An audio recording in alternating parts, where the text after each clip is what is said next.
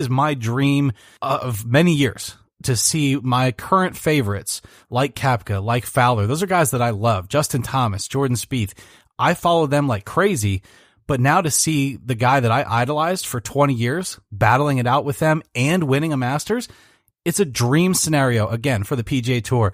If they don't capitalize on that, they are completely out of their league in terms of how to do this right. Nike's right there too, Eric. I think they need to do a better job. Look, they have deals signed with guys like Koepka and McIlroy and even Jason Day. There's a lot of guys, Molinari. They're all Nike guys. Why aren't they doing more spots? Because when Tiger's not out there, these are the guys that are wearing their apparel. These are the guys that are wearing their shirts that they're selling at Golf Galaxy or Dick's Sporting Goods or PGA Store that are 80, 90, $100 for these shirts. Why don't you want your stars aligned with Tiger so that people recognize them? Build off of that. You would think Nike as a brand would want to do that. They haven't done anything like that. They are very Tiger centric right now. So some of the marketing is just wrong. It feels like the PGA and their partners, whether it's TaylorMade or Nike or some of these other groups that have relationships with Tiger, need to try to capitalize on that for the betterment of the sport, because we see what happens. You get this huge wave that comes in. All these people are so excited about Tiger. Well, what happens this week? What happens in the tournaments that Tiger's not there? Does anybody even care? Does anybody even know what's going on? Or are we just Tiger and major centric now? So I think that's where the PGA, they've got to do a better job of this. We saw the whole Tiger and Phil, the pay-per-view thing. There's creative ways with their partners. I feel like they could take 8, 10, 12 of the bigger stars in the sport, put them in some kind of round robin, and let the winner come out and play Tiger on pay-per-view. Oh, my gosh, yes. With the other matches on TNT, and let that kind of play through for a weekend, and then have Tiger sort of waiting. You know, some kind of like King of the Hill, similar to what you get in basketball. There's different ways that they could market this. They could have Tiger sort of doing announcing, watching it, and then be the guy that's sitting there waiting to play the winner of that. There's just different ways that they could get these stars out there, because on Sunday, as good as some of these other young guys were playing, most fans were probably rooting for them to fail because they wanted to see Tiger win. So people aren't rooting for DJ, and they're not rooting for Fowler, and they're not rooting for even Cantlay to make this comeback. They don't want to see somebody get to 13 or 14 under and take this away from Tiger. They want to see them put it in the water. They want to see them spray a tee shot. To be fair, I didn't either. Yeah, I mean, it's just natural. And you hear people talk about, I've heard multiple people say, oh my God, for the first time in my life, I was rooting against golfers. I was hoping that they would fail so Tiger would win. So you have that going on where you're not really building fandom at that point. And we talked about it last year. Yeah. If one of these guys would have beat Tiger, they're the ultimate heel. Oh, yeah, yeah. I mean, it's a complete WWE heel turn at that point. So I think the PGA, Eric, like you said, they've been given a second chance. They've got to figure out a way to start looking at, okay, what are we going to look like in 2022, 2024? What are we going to look like down the road when Tiger's 45, 46, 47? And maybe he's at the end of the road at that point, and he's officially done. He's going to be more of the guy that comes back and hits ceremonial tee shots, not the guy who's going to be in contention on Sunday. How do we ensure that the eyeballs that are on him now stay on this group that we have that's full of young guys with a lot of personality and a ton of talent? How can we ensure that, Eric? They better get it right this time, because, again, we don't know how open this window is going to be for Tiger. All right, all golf in segment one. That's a first, but when Tiger Woods wins, hey, you got to give the man his due. We come back from a short break. It's all about the NBA playoffs. Boy, there's a lot to overreact with in game one. Eric better talk me off the ledge with what's going on in Philadelphia. I'm sure our friends up in Canada not too thrilled either with what the Raptors put together. We'll break that down along with the big injury for the Golden State Warriors. We'll talk about an NFL quarterback getting a record deal. And we'll talk about NASCAR at Richmond. Another great finish, but will it mean anything when it comes to the ratings?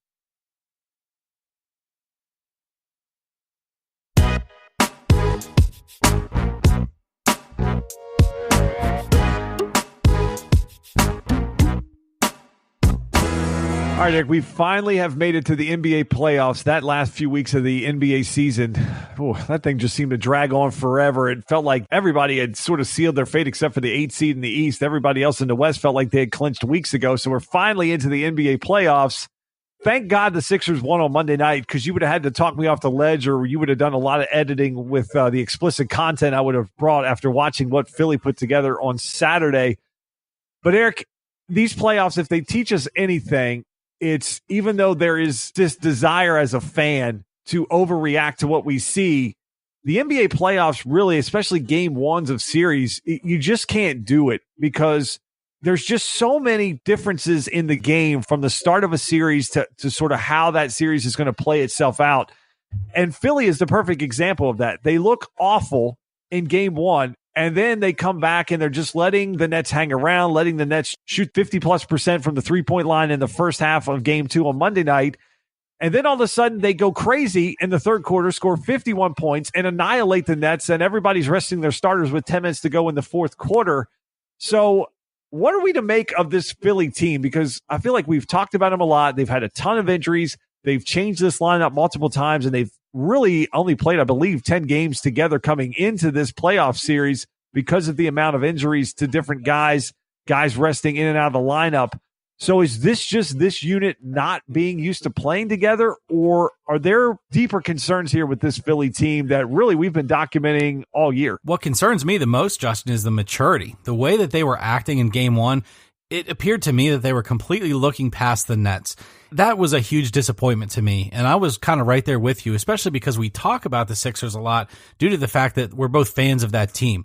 In the NBA, we talk about players, we talk about the stardom of players, but when it really gets down to the end of the day, we are Sixers fans. And so we were really looking forward to this playoffs, especially in a year where we feel like they have a legitimate chance to maybe get out of the Eastern Conference or make it really deep and give themselves a shot. Then they come out and look like they're complete zombies against the Nets. I was incredibly disappointed. It made me feel like they were either A, unprepared from coaching, or B, they thought they were so good that they were just going to blow by the Nets, maybe in a sweep or a 4-1 type of series.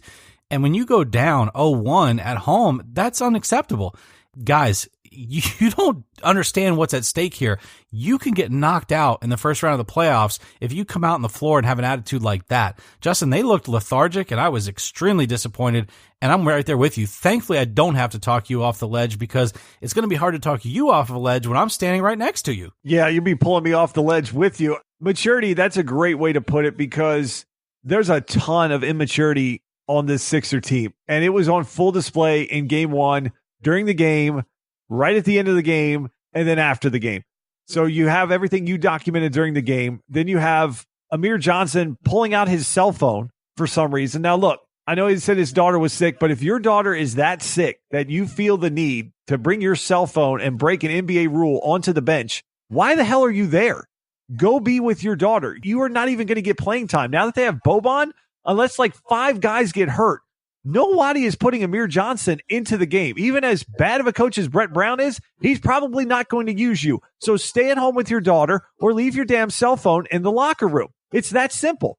And then Ben Simmons post-game. You're going to get booed if you play as bad as you did in game one. It doesn't matter if you're in Philly or Pakistan or wherever, Antarctica. You're going to get booed if you put up that kind of line and you play that poorly in a playoff game. Especially when I get on my social media and I'm seeing all this stuff about Ben Simmons is ready for the playoffs. And then Ben Simmons comes out and lays an absolute egg in game one. Well, guess what, buddy? You're in Philly. So you're going to get booed when you perform that way in a big spot.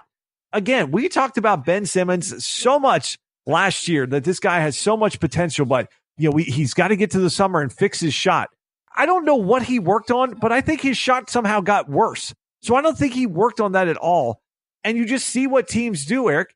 They just come down and they just create a wall. They're like, okay, you're not going to drive on us. We'll give you that 15 to 18-foot jumper, which we know you're not going to take. We clog the offense up, and unless Philly absolutely shoots the lights out from 3 and gets hot from the field like they did in game 2 in the third quarter, the offense looks horrible. It looks congested. And we joked about it before the show. Ben Simmons is like lost. He looks like a little kid in the mall who can't find his parents, and he just runs up to everybody else. Because he'll pass the ball, get him beat a one-on-one in the post, and for some reason, who goes down and stands on the opposite block and just brings all these bodies down into Embiid instead of giving him space to let him work? Look, Simmons came back and he played a great game too. He played a nice game from the floor. He was much more aggressive. But Eric, there's just too many times when they're just too laissez-faire about everything, and they're not boxing out. They're not closing out on shooters. They're not rotating well. There was a play the other night where Embiid slides over because of a blow-by.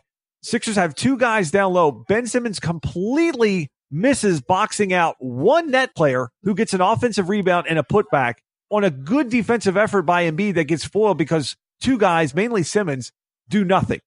I don't know if what we saw in game one is the real Sixers, what we saw in game two is the real Sixers, or if somewhere it lies in the middle. But it feels like they're going to go into Brooklyn and they're going to probably split.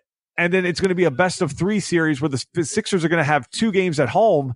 And Eric, honestly, watching this team play all year, I still game in, game out. I don't know what to expect from this squad. And that's a concern to me, especially seeing how good the Bucks looked in their game one. They came out and put the foot right on the throat of the Pistons, and it looks like that sucker's going to a 4-0 sweep. So you just see the difference in two teams, and I just don't see how the Sixers are going to be able to get through some of the upper echelon of the Eastern Conference. Yeah, if they think this is a joke, they better get over that real quick. The best thing that they could do is actually go to Brooklyn and win them both, and that way they have a little bit of a cushion, or cush, as Tiger Woods says, to come back to Philly two different times out of the next three and hopefully win one game. So I think that's the best case scenario for the Sixers. But Justin, we saw that in a couple of different matchups this past week where, again, we try not to overreact to game ones. That's very hard to do in the NBA, especially when throughout the season you see a team like the Suns, for example, who can beat top teams and yet finish in the bottom of the West. It's just from game to game, you don't know what you're going to get in the NBA. But a lot of times that's regular season. When you get to the playoffs, there's no time to screw around like that. You've got to really put, like you said, the shoe on the throat of your opponents and get it over with. The best thing you can do is get those 4-1s or those sweeps to have a little bit of rest before you go to the next round. And Justin, we saw it from Philly. We saw it from Denver. We saw it from Toronto, even saw it from the Thunder, even though the Thunder are actually the lower seed of the matchup that they're in with the Trailblazers. But I think a lot of people think the Thunder are the better squad overall. But Justin, do you feel like you saw a couple of teams that just had this swagger about them that, look, yeah, we'll get through the first round and then we'll start paying attention in the second round, and then they got kind of punched in the mouth and kind of woken up a little bit there with, especially with the Raptors, let's say, and we talked about it with the Sixers and of course then the Thunder. Do you feel like there was any of that assumption that, well, we're just going to get through the first round? No, well, it's hard to say with Toronto because they've been so bad in game ones. There's some crazy stat. I think they've lost 9 out of the last 10 game ones in series. So they're just bad in game ones, and then they sort of get into the series. I tell you, with the Thunder, if they were confident, good for them, because I don't see how they're going to get past the Trailblazers, especially with everything going on with Paul George and the shoulder. That's been a concern now for many weeks, because this was a guy that was having a career year coming off the All-Star game. I mean, there was talk that this guy was in the MVP talk, and he got left in the dust. And then all of a sudden, he's coming out with some kind of Spider-Man-esque tape job on his shoulder night in, night out. And now he says he didn't even raise it over his head for like 4 or 5 days. Oh, no. A Markelle Fultz injury? Yeah. God. Why you bring him up? You know, I was just calming down for Philly, and then you bring Fultz up. But I think the Thunder are in big trouble, because with Portland, you know, you've got two guys in Lillard and McCollum who can bring it. They got a third guy jumped in there with Cantor. He had 20 and 18 in game one. I just don't see the Thunder, that they don't have that third guy, and they may not even have a first or second guy when it comes to Paul George. However you want to put him with Russ, it's going to be a lot of Russ, and that's not good. If Russ feels like, Paul George is hurt, I got to take 35 shots a game, that's death for the Thunder. So I think we've seen that story before. And again, not to knock Russ, but before George, and after Durant, the past few years, we've talked about that's what we've seen. We've seen that Russell Westbrook can't really bring the Thunder out of a hole just by himself. No, and you're definitely not going to do it when it comes to playoff time. Yeah, the regular season, you can go get almost 50 wins because you're playing teams, like you said, night in, night out. You don't know what you're going to get, and Russ just outplays guys. Now you've got teams that are scheming to stop him, and they're only going to give him certain shots. And if Russ wants to take 26-footers and pull up 10 times a game, the Blazers are going to let him do it, because he's probably only going to make 2 or 3 of them, and he's shooting horribly from the free throw line. So I think the Thunder are in big trouble. And I'm concerned for the Nuggets too, Eric. This is a team, not a lot of playoff experience. They didn't make it in last year. Jokic is their really only all-star on this team. They really don't have another go-to guy. And you're playing that Spurs team that they're like that old guy in pickup that just has all these moves in the post and just confuses you, and you just can't stop him. That feels like what the Spurs game are. They have 2 guys, in Aldridge and DeRozan. They can score for him, and they have a bunch of other guys that nobody's ever heard of that just makes plays for them. And they play the game right. They play the game smart, and they just capitalize off your mistakes. So that's going to be a tough matchup for Denver.